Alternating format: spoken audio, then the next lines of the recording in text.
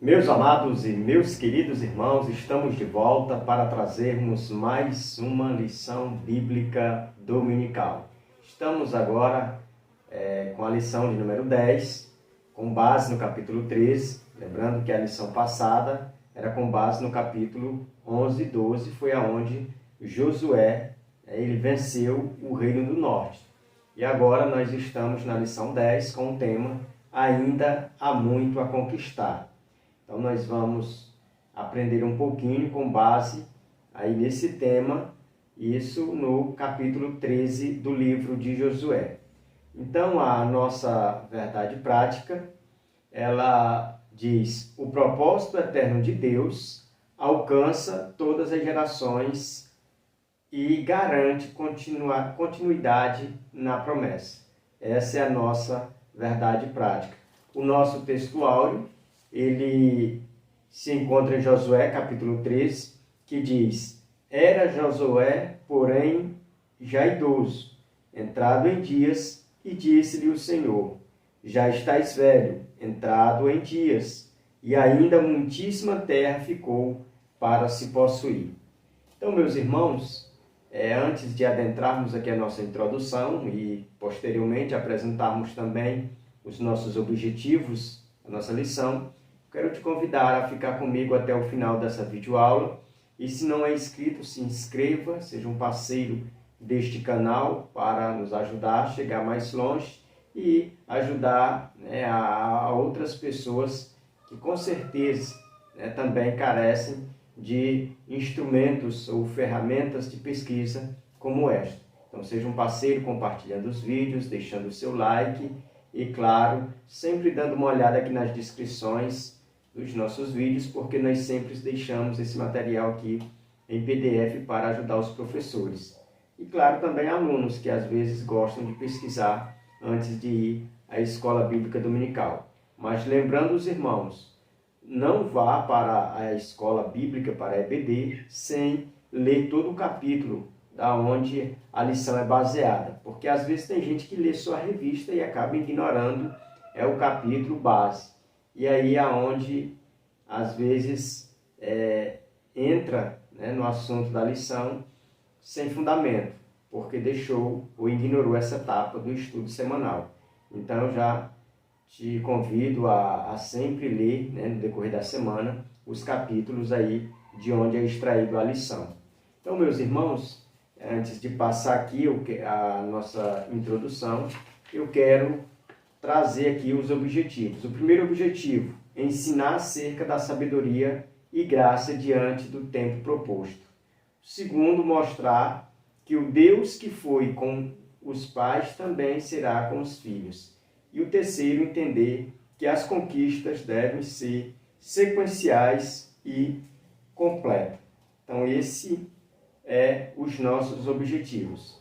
Então, a nossa lição, ela tem 3 pontos. O primeiro ponto, nós vamos aprender um pouquinho entendendo o tempo. O segundo ponto, muito a conquistar. E o terceiro ponto, nós vamos aprender um pouquinho sobre a herança já conquistada. Então, nesses 3 pontos, nós vamos trazer esse comentário para ajudar, porque eu sei, você também sabe, que nem todo mundo tem a mesma facilidade de interpretação do texto. Então, nós precisamos compartilhar aquilo que nós temos para com os nossos irmãos, a fim de que eles também cresçam na graça e no conhecimento de nosso Senhor e Salvador Jesus Cristo. Então, o nosso primeiro ponto, entendendo o tempo, mas antes eu quero aqui ler a introdução que diz: a declaração inicial do Senhor é que Josué está velho, mas que ainda muitíssima terra ficou para se possuir. A missão de Josué estava quase finda, mas agora ele deveria abençoar as tribos, para que concluísse o domínio garantido na promessa de Deus. Esta parte do livro ressalta as conquistas dos pais, bem como estabelece o desafio das futuras gerações de manter a possessão conquistada e sua missão de possuir a terra ainda a conquistar. Então, meus irmãos, aqui na introdução, nós já somos informados de que aqui no capítulo 13 é o meio, né, de todo o livro. Já é a segunda parte, o início da segunda parte do livro. A primeira parte nós aprendemos como se deu a conquista, né, desde lá do Jordão até aí a lição passada, até o capítulo 12, que foi aonde Josué venceu o Reino do Norte. Isso tudo passou-se cerca de 7 anos. Até aqui, essas conquistas duraram 7 anos de guerras e pelejas. Agora a terra ela vai entrar em um processo de paz, um processo de descanso. Mas aqui a gente vai entender que Deus ele vai instruir a Josué a passar a responsabilidade para as gerações futuras, a conservar em primeira instância aquela conquista até esse momento e depois conquistar ainda as outras terras que ainda israelita nenhum havia pisado, né, havia conquistado. Então a gente precisa entender também que a gente tem que partir de um princípio de que os exércitos do norte e o do sul, que Josué conseguiu, pela ajuda e pela graça e misericórdia de Deus, destroná-los e, de uma certa forma, colocar eles, abaterem eles pelos milagres e ajuda de Deus, a gente entende que ali foi no campo de batalha, mas havia cidades daqueles reis que ainda o povo não tinha sido expulso, porque eles perderam em campo de batalhas, que foi apenas os exércitos. Como, por exemplo, em Jericó e na cidade de Ai, ali não, ali foi, né, a cidade inteira foi estipada, ali não existia mais. Mas já a guerra contra aonde cercaram os gibeonitas, a guerra do Reino do Norte, né, que é a gibeonitas é do sul, e a outra do norte foi com o rei Jabim e toda a sua comitiva. Então foi num campo de batalha, ainda ficou cidades fortificadas, né? Embora sem muita segurança, muitos soldados, mas o povo hebreu, eles precisavam avançar contra essas cidades e também conquistá-las. E ainda as outras terras que nós vamos ver aqui no capítulo 13, todas elas descritas que ainda ninguém, né, dos hebreus havia chegado lá. Então, a instrução de Deus a Josué é para que a luta continue. Mesmo ele já chegando numa idade avançada, mas ele tinha que passar, né, essa responsabilidade para as gerações futuras. Ensinar a geração futura que era a responsabilidade deles, conservar e continuar conquistando para que Deus fosse louvado. Mas quando a gente vê, chega no final do livro de Josué e entra no livro dos Juízes, a gente percebe que o povo, depois da morte de Josué, eles deram uma certa relaxada. Eles não conseguiram avançar, né? Eles não conseguiram dar um passo à frente. Então eles fizeram, né, tudo o oposto do que Deus tinha dito para que eles fizessem. Era para eles conquistar, mas eles, pelo contrário, fizeram foi aliança com os antigos moradores, e aí é onde a gente entende que houve aquela mistura, aquele misticismo, é onde houve aquele comunismo, e o povo acabou idolatrando, levantando, ali deuses falsos, altares a Baal, a Azera e tantos outros deuses ali dos cananeus. Tudo isso porque o povo não honrou, vamos dizer, os conselhos de Deus através de Josué.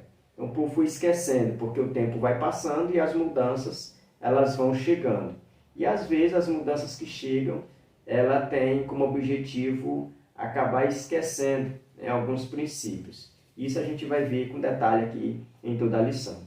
O primeiro tópico, mas antes tem a introdução do primeiro ponto, entendendo o tempo, e nessa introdução desse primeiro ponto, a gente vai ver que o tempo, e o comentarista faz destaque aqui, ele diz que existe pelo menos 3 princípios quando se trata do tempo, de entender o tempo. O primeiro ele diz, tudo é temporário, ou seja, cada problema ou desafio tem um prazo de validade.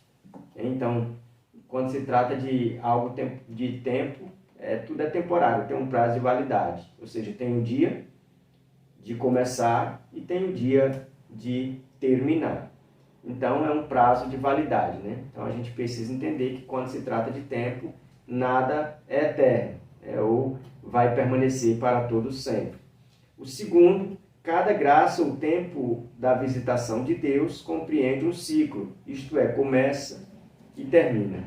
Então, a questão da visitação de Deus, aqui é no ministério de Josué, no ministério de Moisés, no ministério dos juízes, no ministério dos reis de Israel, dos sacerdotes, né? Sempre que fechava um ciclo, iniciava-se outro ciclo. Por exemplo, fecha-se o ciclo de liderança de Moisés, inicia o de Josué. Depois que o de Josué termina, aí entra a teocracia, os juízes, aí entra na terra já conquistada, na terra prometida, e o primeiro juiz é ali o Otiniel, que é o primeiro juiz de Israel. E aí ele governa e a gente percebe que fecha também o ciclo dele. Vem o segundo juiz, vem o terceiro, vem o quarto, ou seja, vai fechando um ciclo e Deus vai se comunicando, se manifestando através dos juízes. Então é um ciclo fechado. E o terceiro princípio que a gente precisa entender diz assim: o tempo pressupõe mudanças sobre os quais não temos nenhum controle. Então perceba que o último é que, com o passar do tempo, as mudanças elas chegam. E a gente só percebe que realmente mudou quando o tempo passou. Então essas mudanças elas vêm em um curso natural. Ela vai acontecendo. E isso a gente não pode ignorar. Mas eu quero, antes de entrar aqui no primeiro tópico, ler o último parágrafo aqui dessa introdução, que diz assim: o tempo de Josué está findando e Deus faz compreender mais algumas coisas. Primeiro, o desafio da velhice, que é o primeiro tópico.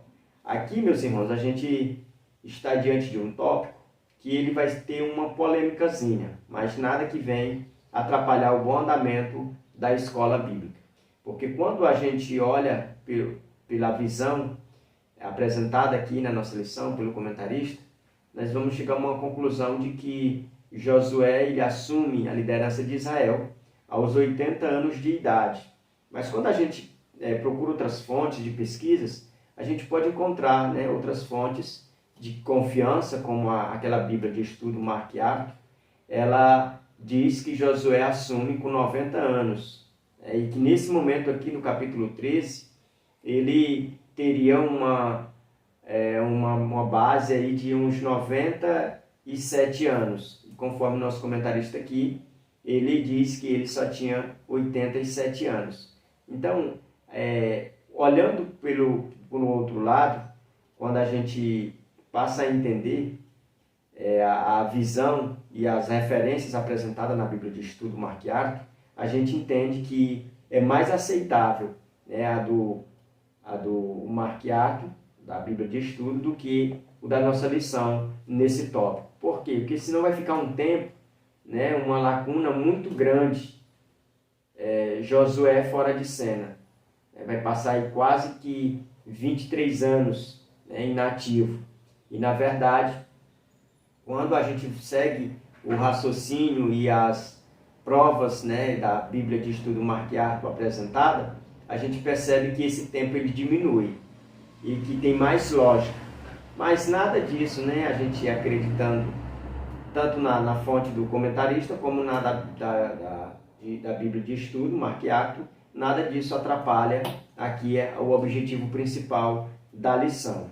Mas quando se trata do ano, né, ou do desafio da velhice que os anos trazem consigo, a gente precisa entender e compreender que aos 87 ou aos 97 anos, para essa cultura da lição que é baseada, era ainda uma pessoa que tinha vigor, que tinha força. Lembra de Caleb? Caleb diz: eu tinha 40 anos e já se passou 45 anos, hoje eu estou com 85 e estou com o mesmo vigor e com a mesma força.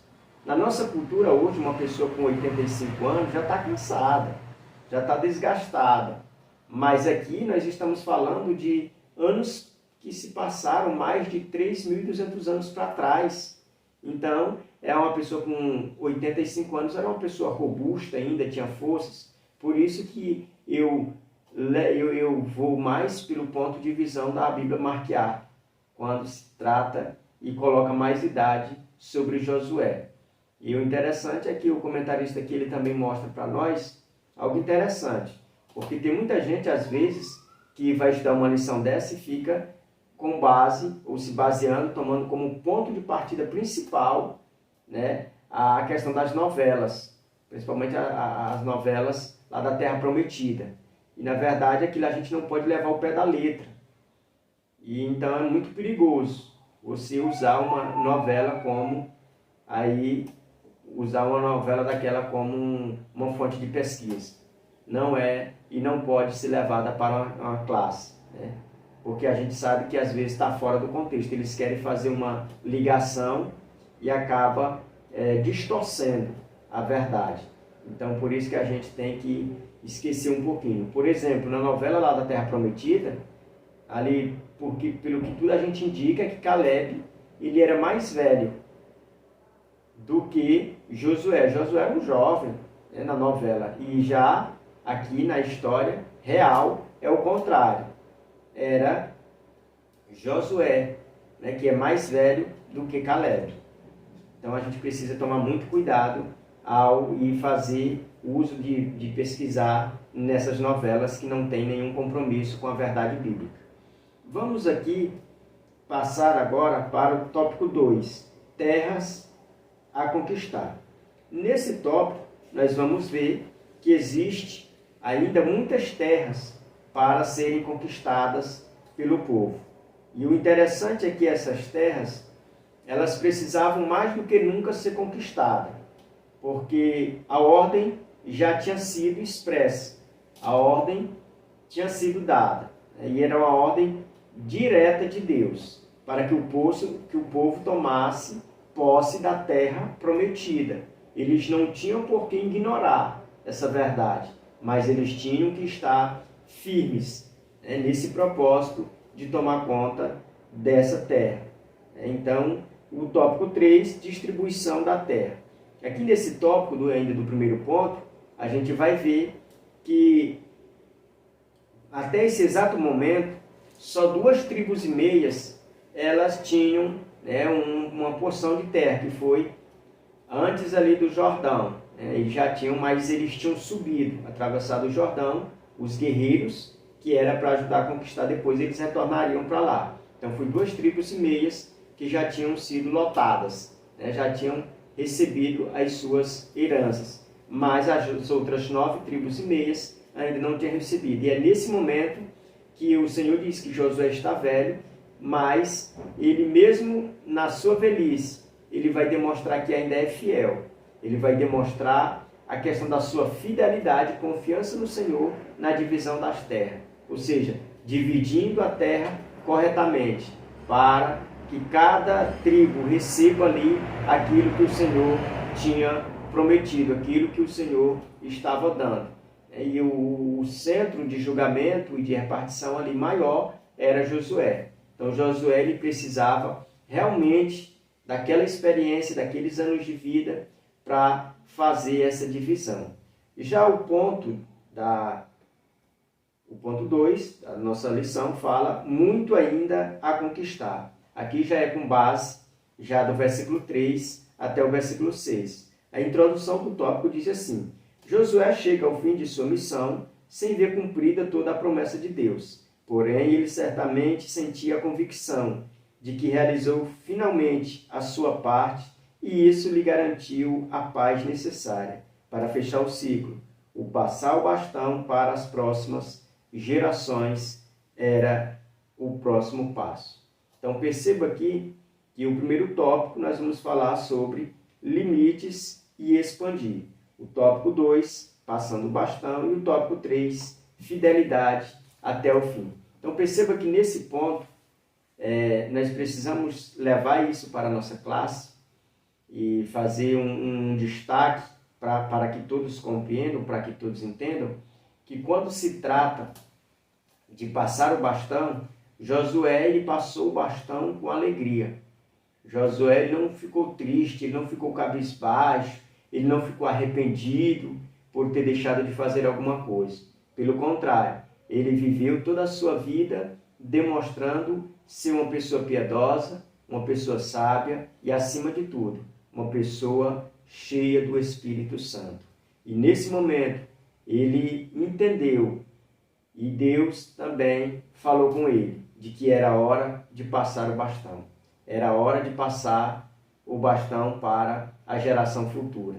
Então, nós como pessoas humanas, limitadas, e às vezes corremos os riscos de errar, nós precisamos entender que há tempo de parar, há tempo de avançar, mas também há um tempo de parar. Nós temos que pedir sabedoria de Deus, para que quando chegue esse tempo, nós venhamos fazer da forma correta, da forma certa, e não sob pressão, ou acabar com toda a história que a gente já vinha construindo.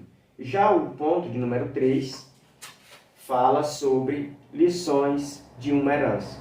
Aqui no primeiro tópico, a gente vai falar um pouquinho sobre a herança de Rúben, o segundo, a herança de Gade, e o terceiro, a herança da meia tribo de Manassés.